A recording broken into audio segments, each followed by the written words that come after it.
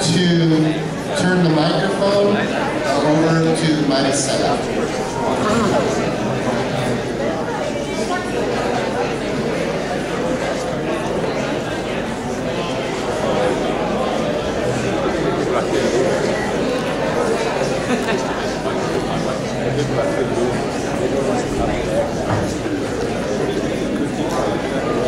Good morning.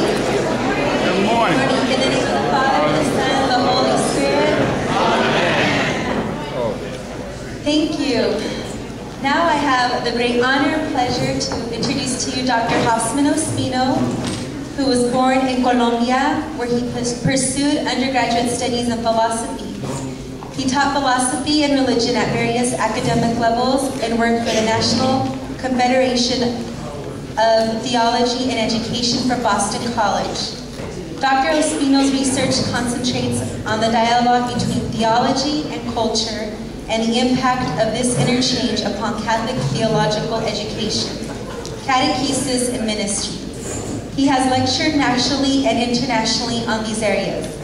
He and his wife Guadalupe are actively involved in Hispanic ministry in Boston. I can also say that Hosffman has been my first academic mentor. I got to study with him when I was in Boston College. I learned a lot from him, and to this day, I am still inspired by everything that you did for me and for many of us. And they asked me to share a funny story. So last week, we were completing our folders with a group of about 10 people. We were stuffing, and we did about 230 folders, if I remember correctly. We finished up in about 45 minutes.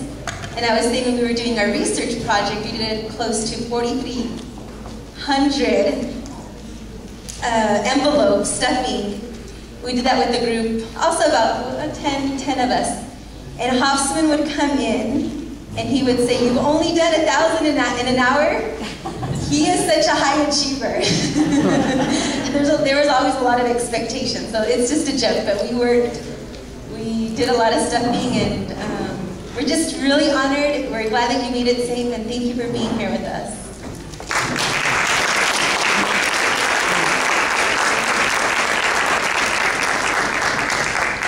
Gracias, Maricela. Thank you, everyone. And let's see. I thought that we were going to have a stage so you could see me, you know? but I'll make sure to speak loud and clearly, okay? Well, some of the topics that we have been discussing in this convocation overlap, okay? So a lot of what you heard yesterday from Vince, Adi, what you just heard from my good friend Alejandro, you know, somehow interconnect with what I will be presenting this morning in this hour, you know, which is what's our reality. But I'm going to try to bring you on a journey which is going to combine two realities or two dimensions. On the one hand, we're going to look at history, and on the other, we're going to look at some of the results emerging from the National Study of Catholic Parishes with Hispanic Ministry.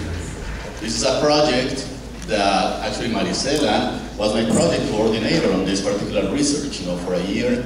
And when she graduated with honors, you know, I was so sad, you know, and I was just sharing with Maricela that after she left Boston College, you know, after she graduated, I came to Boise to, you know, rattle the waters and boats and, you know, and work on great projects here.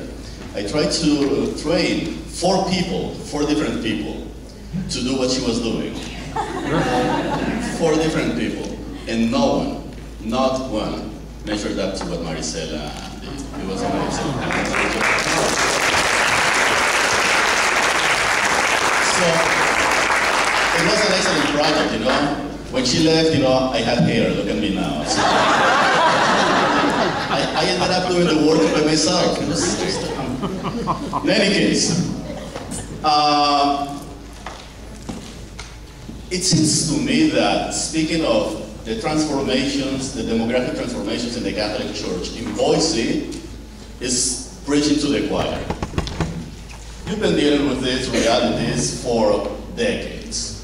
No? I was reading your history, the history of the Diocese of Boise, and for more than half a century, you have had Hispanic parishes. Hispanics have been present in the state of Idaho for more than 60 years. Hispanics have been present in your parishes for more than half a century. So this is not good, this is not news to you, no? I mean, if sometimes we feel uncomfortable because this is changing, there is one thing that has changed, and it's the size of the population. And with the size of the population, also the responsibilities and the way to respond to Hispanic ministry, no? Now, the first message that I have for you is, don't worry, you're not alone. Misery loves company. And it's true. You're working, every diocese in the United States, every diocese in the United States is dealing with the same questions that you are wrestling with. Everyone. California, the Hispanic presence in California has been there for 500 years. And they're still wrestling with these issues. Still, Texas, for goodness sake, 500 years and wrestling with these realities. As a matter of fact, sometimes it surprises me that states in New England or the Southeast or sometimes in the Midwest are doing better than some places in the South and in the West. So you're not alone. Now, the challenge for all of us is to understand that what we are doing is part of what has major implications, not only for Hispanics, and that maybe this is something that we can get out, put on the table at this very moment. This convocation is not about Hispanics. It's about the Catholic Church in the United States, its present and its future. If we don't get that, right up front, then we're wasting our time. Okay? So we need to keep that in mind. So I'm going to take you a little bit on a trip. Let me just history. Let's do a little bit of history. How many of you can trace your ancestors to European immigrants? Wow, excellent. Which places? Germany. Germany, France, Ireland, England, Spain, Denmark, Slovakia, oh my God, Scotland, Croatia, what else? Croatia. Okay, good.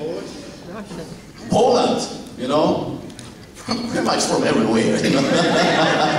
So what is it? What is it that people see in the United States that they come, they migrate, they leave their homelands and come into the United States? There are two main reasons. One, because the life that we have here in the United States, in many ways, as much as we complain, is a privileged life.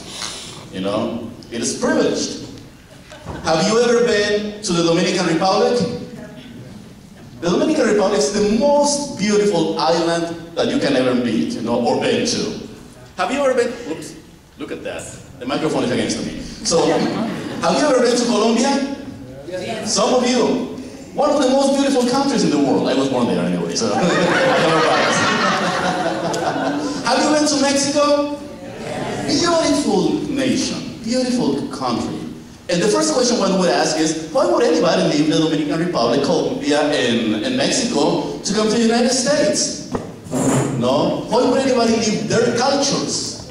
Why would anybody leave their families, their friends, their jobs, their properties to come to the United States, to a world or a nation where sometimes you don't speak the language, sometimes you are not treated, you are not welcomed, and where you have to work hard, Sometimes people are undocumented. Imagine working twice as much or 3 times as much when you are undocumented. Why would people do that? And the answer is hope. People are searching for hope.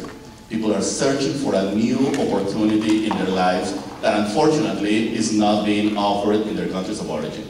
That's exactly the same reason why many Italians, Polish, Germans, Irish, and name it, Scottish and many others came to the United States many years ago, searching for a new opportunity.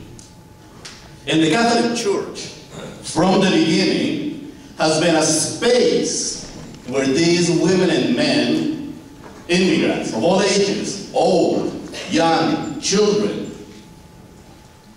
the Catholic Church has always been a space where that hope can be realized. For immigrants in Europe, from Europe, that became a reality in many of the structures that we see today.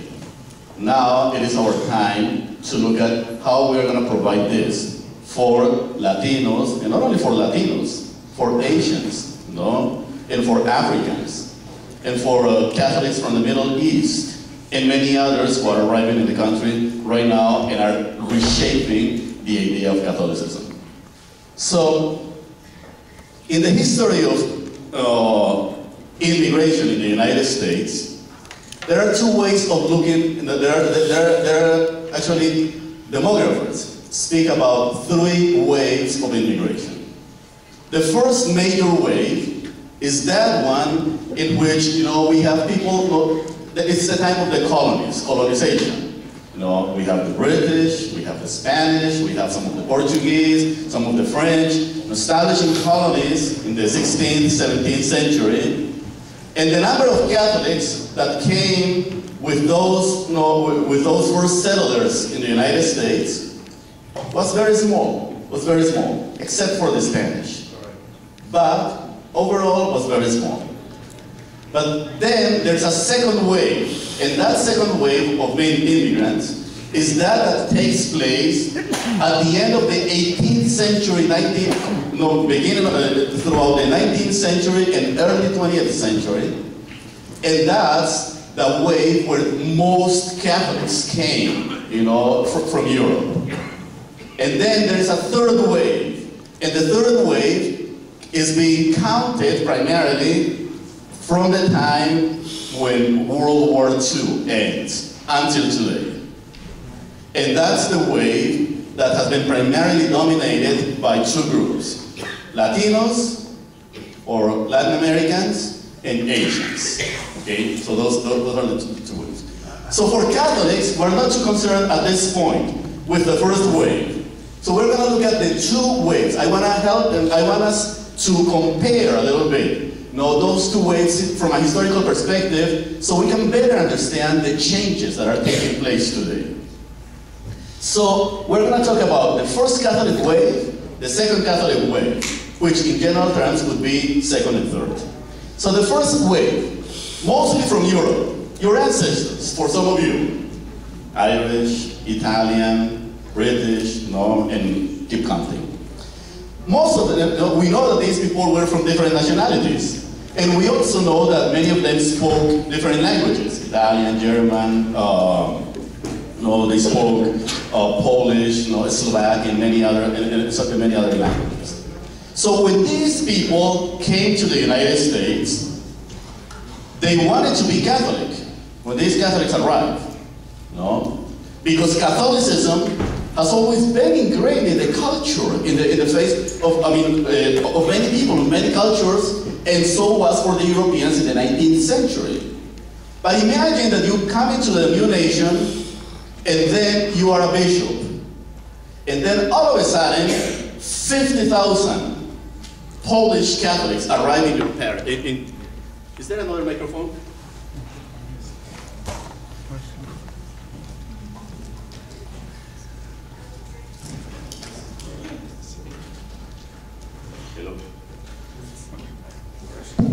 Good. So imagine you're a bishop, and 50,000 Polish Catholics arrive. And you know what? There are no parishes in your diocese to meet the needs of these people. What would you do? Think like a bishop. Build their churches, isn't it? But what aggravates the situation is that you don't have any money.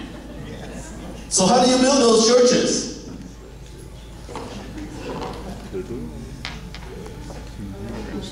What was that? You collect money. Collect money. Well, the bishops actually were smarter, you know, back then. Today they are smart too. So, but the bishops were really smart. They said, okay, my dear friends, no, Polish Catholics, Italian Catholics, German Catholics, you want a church? Build it. You want a church? Build it. Isn't it? And these people literally built a huge network of churches, you know. Eventually, between the 19th century and the 20th century, first part of the 20th century, about 19,000 parishes nationwide were built. The majority were built by immigrants with their own hands, not wealthy immigrants, but poor immigrants. No, immigrants were poor. The majority of these built by blue-collar Catholics.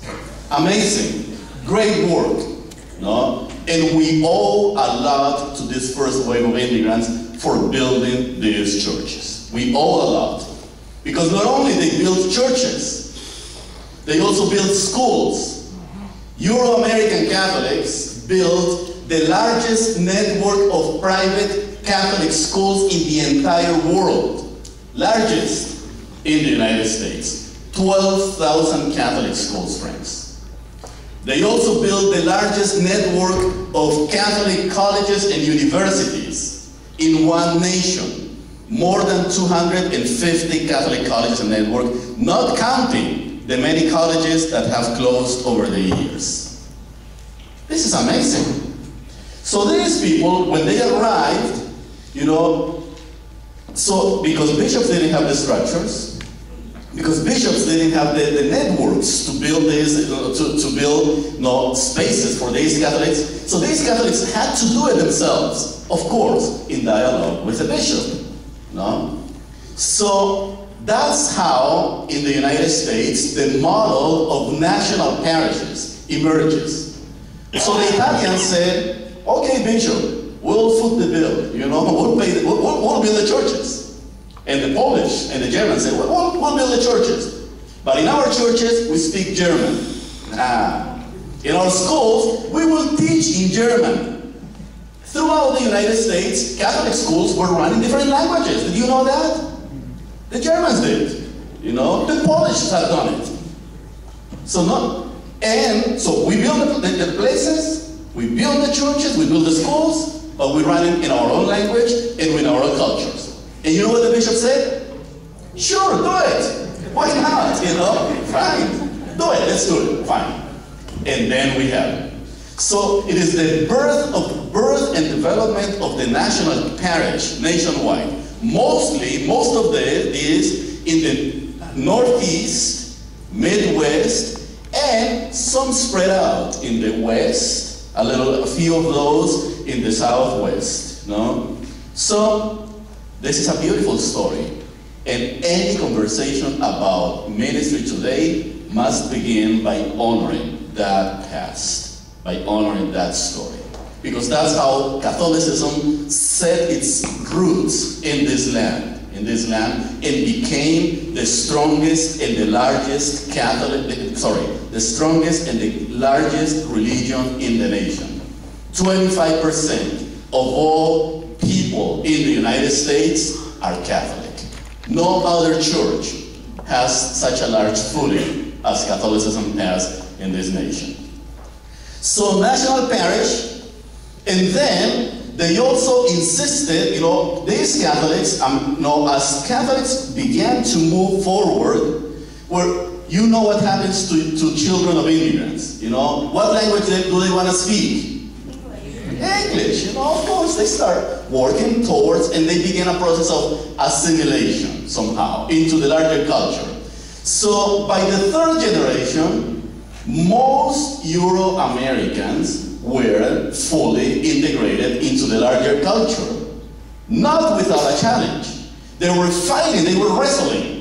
They were wrestling with two ideas. Okay, friends, what are we to be in terms of identity? identity. And Alejandro, thank you for raising that question at the end of your talk today. We need to talk more about identity. So, in terms of identity, what are we? Catholic or American? People start scratching their heads, fighting. And some bishops said Catholic. Other bishops said American. Some intellectuals said American. Others said Catholic. What would you say today? Catholic or American? Catholic? Oh my goodness, it seems like, we haven't settled this. But it was settled, And like good Catholics, by the middle of the 20th century, the question was completely settled. And you know what the answer is? Both. Catholic and American. We want to be both, Catholic and American, okay? We want to be both, Have you ever read John Cornell Murray? You know the work? Those of you who went to seminary or have studied theology, most likely have been exposed to this. That's part of this larger conversation, But in any case, so these people are wrestling with these ideas, So we're going to be both Catholic and American. But there was one thing that got lost in the mix of that conversation. What was lost? What do you think got lost? Exactly. The particular cultural identity. That got lost.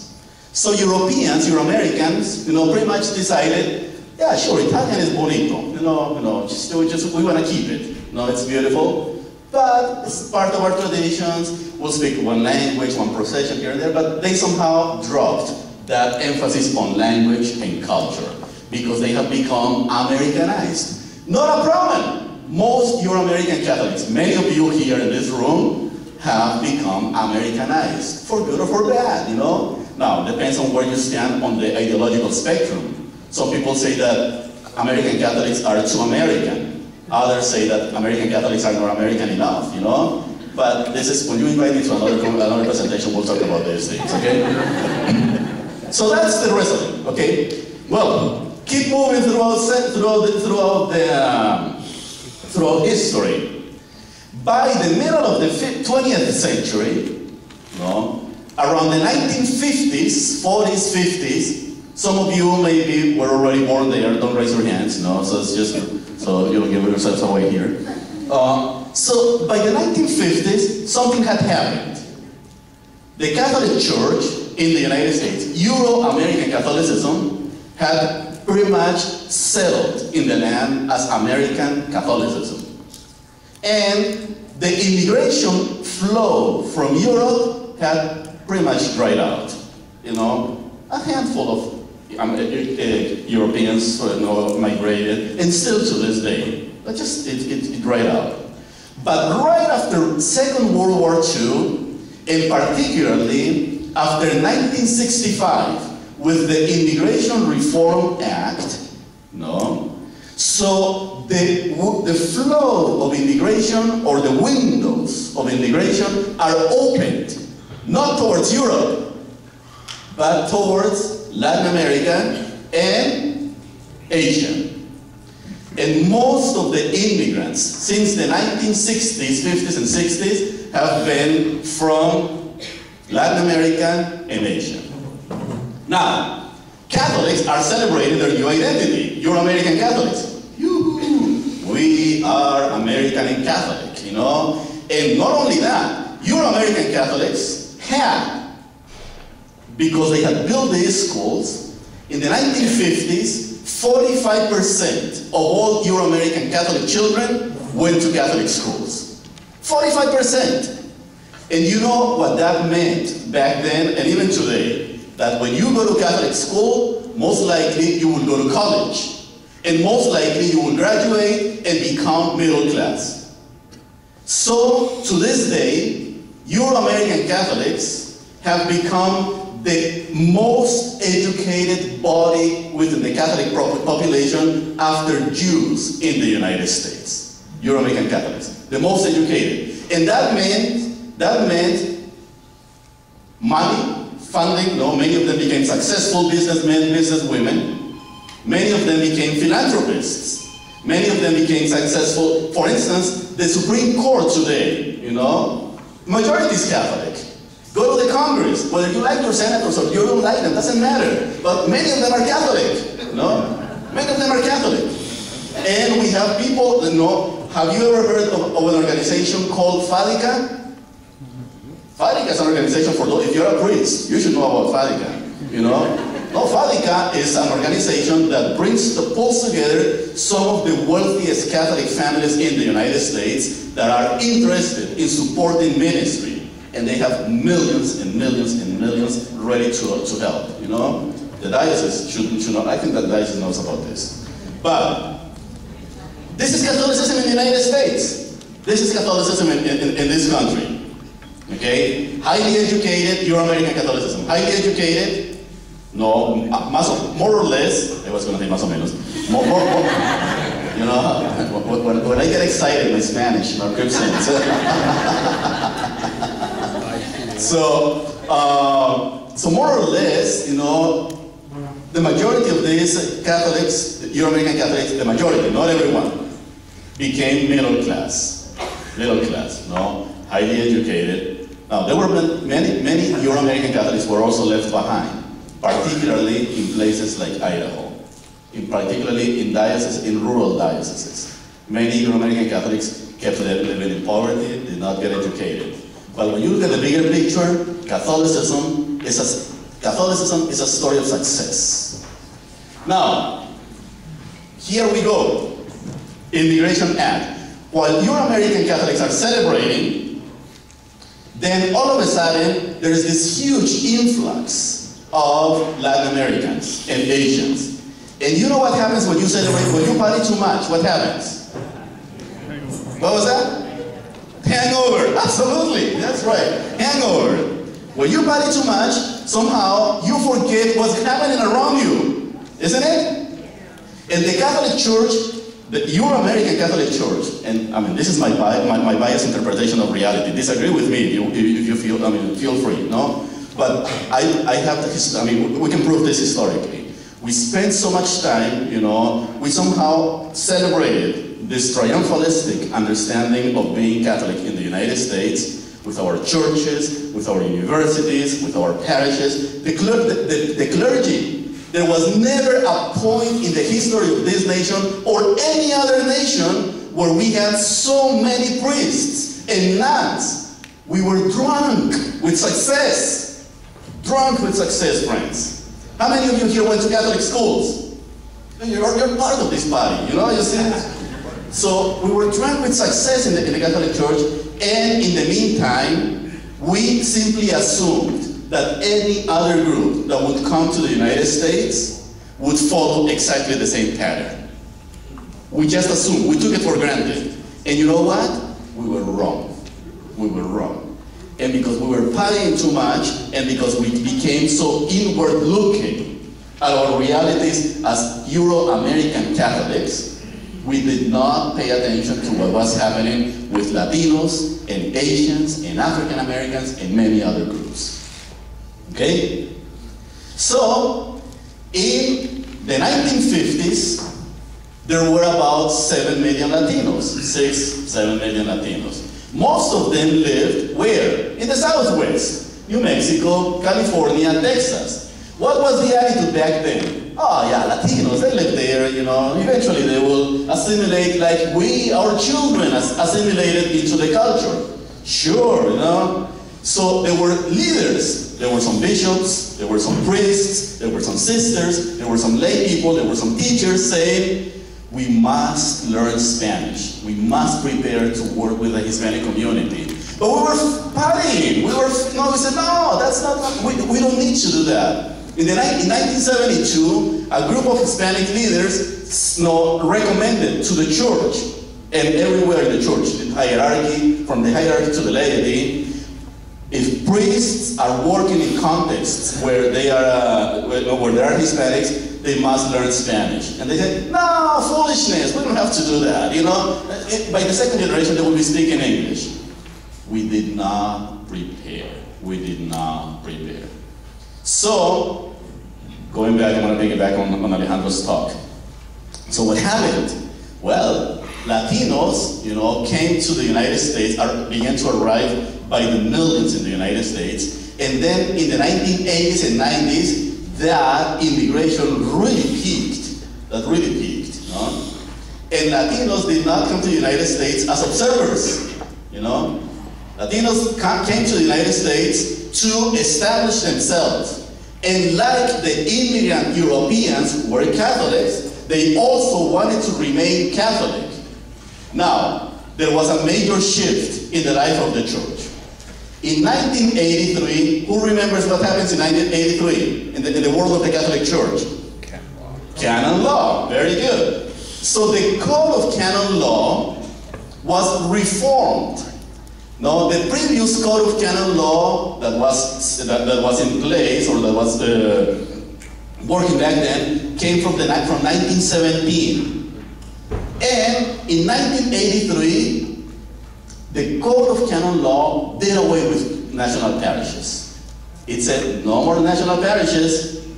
Wow, big implications. Big implications. Why? Because the code of canon law said, instead of national parishes, instead of having Hispanics develop their own parishes, and Italians develop their own parishes, or Vietnamese developing their own parishes, or Cambodians, or Filipinos, etc., then what's going to happen is we are going to have bishops, on the one hand, if they see it necessary, establish personal parishes.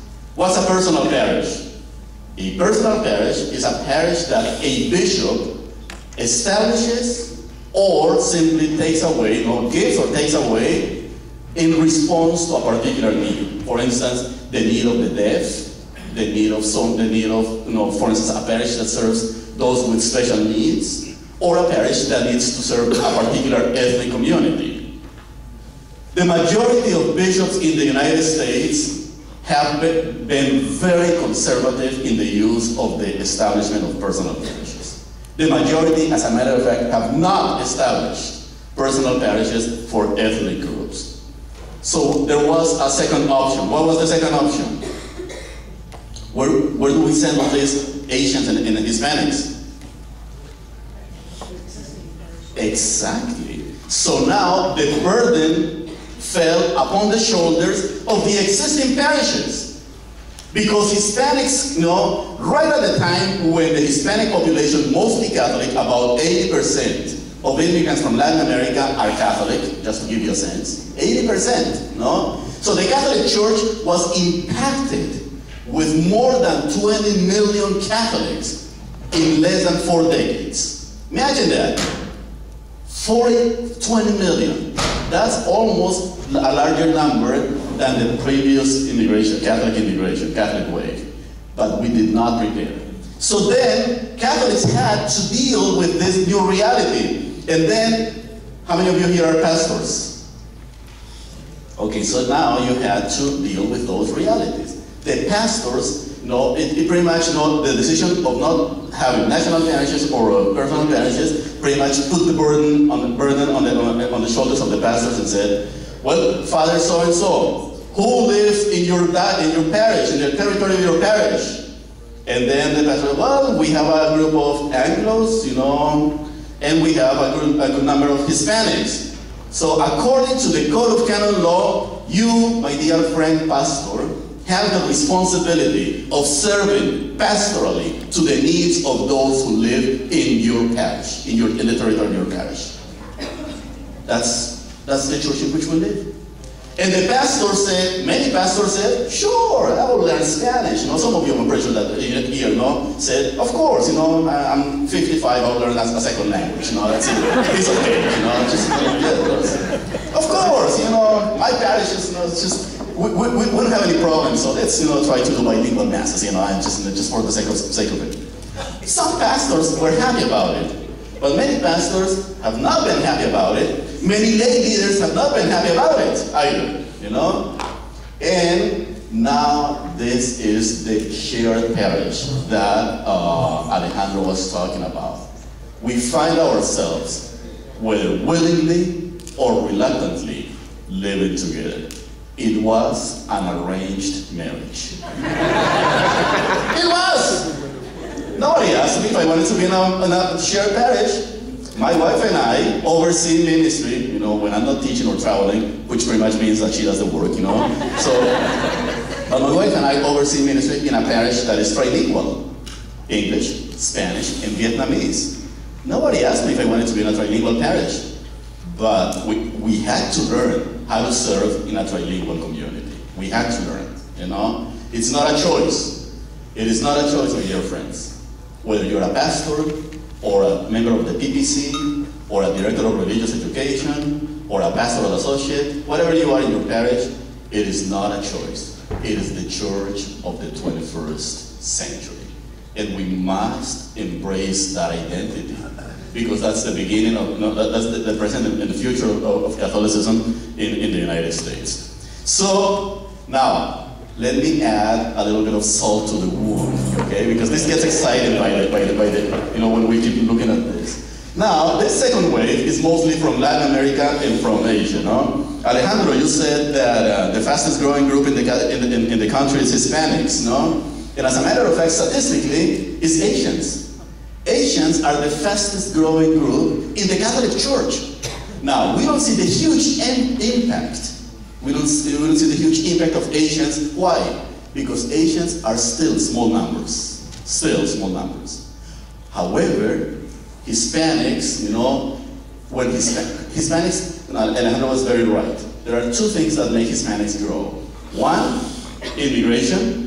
Every year. I mean, you don't want to do Hispanic ministry? The trends are, and the odds are against you, my friend. That's it. Every year, the United States adds 1 million immigrants from Latin America. 1 million. So Hispanic ministry is here to stay. To stay. Okay? Aquí estamos, aquí nos quedamos. Okay? Two, Hispanic ministry, Hispanics have a higher birth rate compared to any other groups. You know, babies. If you don't believe me, go to Mass in Spanish. You know. But the average white woman in the white women on average, you know, who are during their fertile years, on average has 1.5 children. Okay, I don't know how do you make the 0.5, you know. I guess that, you know, the technology these days. You know, in any case, but Hispanics on average have 2.5 children. Hispanic women, 2.5 children. Hispanic women start having their children at a very young age, late teens, early 20s. White women start having their children late 20s, early 30s. So you see, the fertile cycle is better used by women, by Hispanic women. And if you are a Latina who is Mexican and immigrant, the average number of children is 3, and keep counting. You know? So Hispanics double the number every year in the United States, every 10 years. Every 10 years. 55 million Latinos in the United States at this very moment. No? That's scary, isn't it? Wait until 2050. In 2050, it will be 133 million Latinos in the United States. Babies and migration. So Hispanic ministry is not an option anymore. It is the church, and not only is it the church, it is the present and it's the future of the church, and I will give you some statistics. And finally, you know, look at this. That was my first slide, and I have like 20. But this is exciting, you know, so and tomorrow you will have me here as well. Marisela, next time you invite me, you have to give me like 5 hours, no? Because this is really good. In any case, the last thing is, remember that the biggest question white Catholics or Euro-American Catholics were wrestling with in the 19th century, early 20th century on identity was whether they should be American and Catholic. So they chose assimilation, American and Catholic. Fine, not a problem. But there is a new phenomenon going on in the United States, that the new immigrant groups are resisting assimilation. Resisting, no? Actively resisting assimilation. And then, so Euro-American Catholics overall, when you hear conversations or when you read about the cultural analysis, are saying, my mother, my grandfather, my sister, or whatever, someone who came 100 years ago, assimilated into the culture. Why don't Hispanics assimilate? And Hispanics are saying, no. Hispanics, no way, Jose. But it's not only Hispanics. Asians are not assimilating either, fully. Assimilation, understood, there are different ways of assimilation, okay? Now, let me clarify this so my point is well made. Assimilation can be understood in a negative way. Assimilation as shedding off your cultural identity and becoming something else. Hispanics, Asians, Africans are refusing to do that. They don't want to do that. They talk about integration, okay? The mainstream society is talking about assimilation into the standard model, and that is not happening right now. So the new context within which we are is that people are saying white Euro-Americans wanted to be American and Catholic. Hispanics, Asians, Africans today want to be American? Yes. They want to be American. And the majority of Latinos were born in the United States. 2/3 of Latinos were born in the United States. Latinos are not an immigrant community. 1/3 of the community is immigrant, but 2/3 were born in the United States, are citizens, and participate voting, And if you don't believe me, look at some of the elections in the last few years, how things are changing. The Latino factor, now we call it, So Latinos want to be American. Latinos are buying homes. Latinos are working for this country, paying taxes. And same thing with Asians. They want to be American. And Latinos want to be Catholic as well. Want to be Catholic. And they want to be Catholic a little bit with a Mexican flavor, a little bit with an Anglo flavor, a little bit with a South American flavor, Caribbean flavor, They want to be Catholic. But at the same time, Latinos and Asians want to be Latinos and they want to be Asians. And that's the part of the equation that we are still wrestling with. How can we be American and Catholic and at the same time Latinos? And the term that is being used nowadays is integration. Integration. So, where will this integration take us to? This integration will take us into a new way of being Catholics in the United States. New way of Catholicism. So Catholicism in the United States in the next 20, 30 years is not going to look like Catholicism in Mexico. If you're Mexican and you want the church to become Mexican, you're wasting your time. Those shouldn't be your hopes. It's not going to happen. If you're Colombian and you want the church to be a Colombian church in the United States, it's not going to happen. If you are white, you're American, and you want your church to go back to the 1940s and 50s, I'm sorry, but you have misplaced hopes.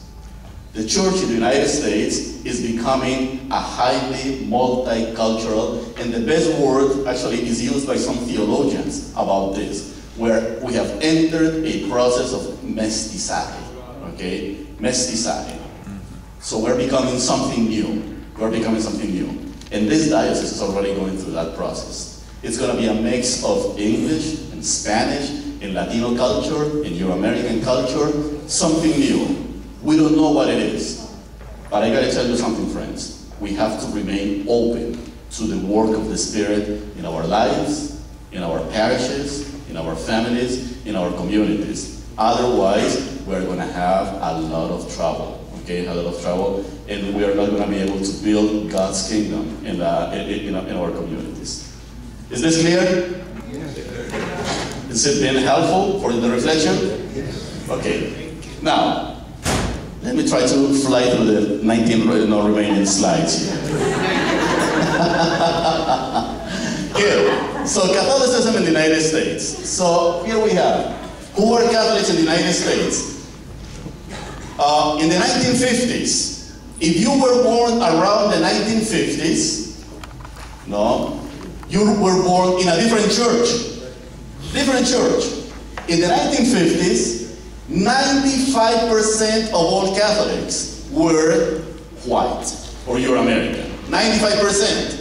No? So everybody looked the same, by that time most people were English speaking, had assimilated, so we were very happy, tending to be somewhat middle class. In 50 years, we have, the Euro-American white population has dropped 50 points. 50 points. So welcome to the world of minorities, my friends. Euro-American Catholics today are also one of the numeric minorities in the life of the church. There is no a majority of Catholics in this country anymore. It was in the 1950s. In 2014, we all are part of numeric minorities that constitute the church. And many people don't like that. Hispanics don't like to be called minorities. Asians don't like to be called minorities. White Catholics don't like to be called minorities. But that's who we are. A church of small communities. As a matter of fact, one of the most beautiful ecclesial models that some Latina theologians are trying to put together in the world of pastoral ministry is the idea that the church in the 21st century is a church that should be called a community of communities. Ethnic, cultural, religious, etc.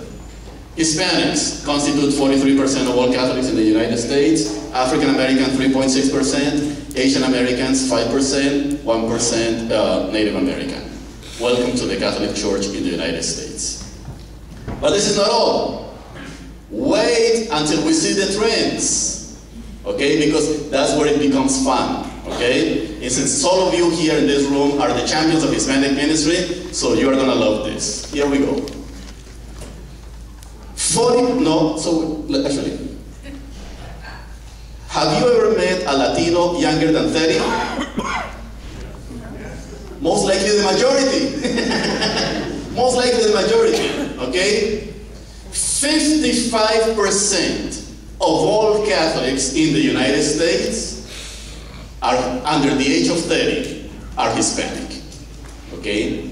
So when you do, for instance, your offices of youth ministry and young adult ministry, if at least 55% of your population is not Hispanic, you have to go back to the drawing board and reorganize those programs. You cannot miss the young adult population.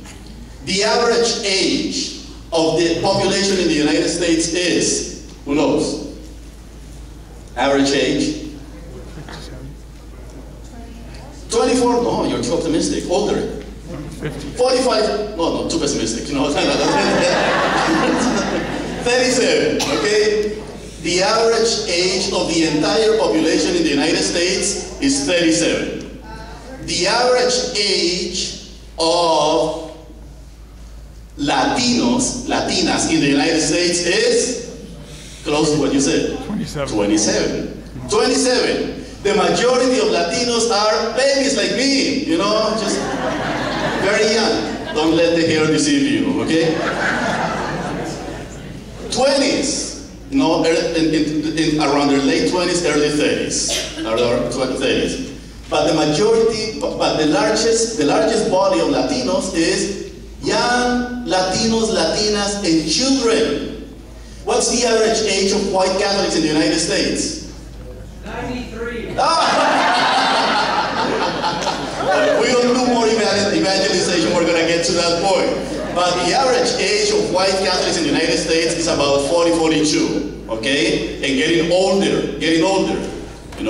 We need to keep in mind. So, just numerically speaking, if the average age of white Catholics is 42, most likely the white population in the United States is not gonna keep up with the growth of the other populations, Asians and Hispanics.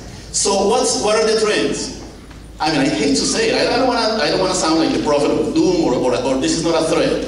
But what I want to say is this: Catholicism in the United States, as we move towards the middle of the 20th century, is not going to be white, period. Okay? So white Catholics are going to be, by the middle of the 20th century, about 30% of the entire Catholic population. And we need white Catholics to stay and remain in the church. We need a church. It cannot become a church only of Hispanics. It cannot become a church only of Asians. It cannot become a church only of black Catholics. It has to be a church where everybody is welcomed. But Hispanics and Asians have an advantage, that they are making children, and they're having a lot of them, you know? And then, look at this number. If you take all the children, all Catholics, under the age of 18, 63% plus are Hispanic. So these little ones we are catechizing today, in 10 years or 20 years, they will be the people who will be supporting the church. If we do appropriate evangelization of these people, and if we welcome them in our parishes, but if we do not welcome these young women and men, and their parents, and their uncles, and their abuelas and their abuelos, documented or undocumented, speaking English or speaking Spanish, if we don't do that job, you know what, my friends? We are going to lose an entire generation. We're going to lose it. And if you don't believe me, Pew Religion recently released a study that said the following: 1 out of 4 Latinos, 25% of all Latinos in the United States is a former Catholic. 25% of our Latino population that was Catholic already left the church. We must rework our priorities. And this is not an Anglo versus Latino, or Latino versus Asian, or Asian versus black. This is about the future of the church in the United States. How much time do I have? 5 minutes left. Good. I just get excited. I teach about these things, and I get excited about, you know? I think that, who doesn't get excited about the future of the church, you know? Let's get working towards this. I'll skip that. Look at this now. Look at this chart. Look at this. Let me just try to point this. So you see the blue section of the map. That's the Northeast. Then the green section of the map is the Midwest. Now, this is not the exact definition that most geography books will give you. But 61% of all parishes in the United States were built in the green and the blue sections of the country. 61%. Only 39% of parishes in the country are right here. But what's happening? That here, the Catholic population in the last decades, in the last two decades, has declined more than 25%, right here. So that's why most of the parishes that have been closed in the United States are in New England and the Midwest. However, Catholicism right here, and you are somewhere around here, no? Catholicism right here and right here is booming. It's booming, it's growing. And growing because of who? Hispanics and Asians. It's growing.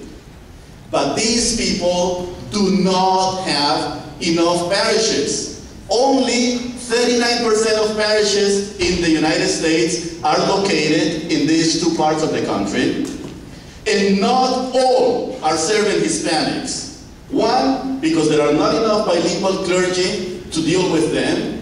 And two, because to this day, we still have clergy and pastoral councils and leaders and associates and DREs saying, I don't want to work in Hispanic ministry. But it's not a choice, friends. It's not a choice. It's not a choice. We need to look at the demographics and the reality and say, we either embrace it or embrace it. There's nothing in the middle. There's nothing in the middle, okay? Say yes or yes. And, okay, tomorrow I'll talk to you a little bit more about this, okay? So, In many ways, this is the church in which we are in this country right now. This is the church of the present. This is the church of the future.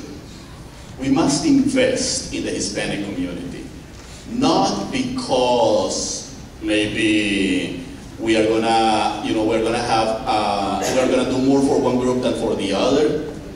We're simply, the numbers, the statistics, the trends, the demographics tell us where we are moving. 200 years ago, 150 years ago, 100 years ago, the Catholic Church invested in its immigrants, and it developed one of the most beautiful experiences of Catholicism in this country and in the world. It is our turn, now that we have the parishes, the schools, the colleges, the dioceses, that many of those first immigrants didn't have. Now we have them. So the challenge is to use them to benefit, support, and walk and accompany the new generation of immigrant Catholics who are the present and the future of Catholicism in the United States. Thank you.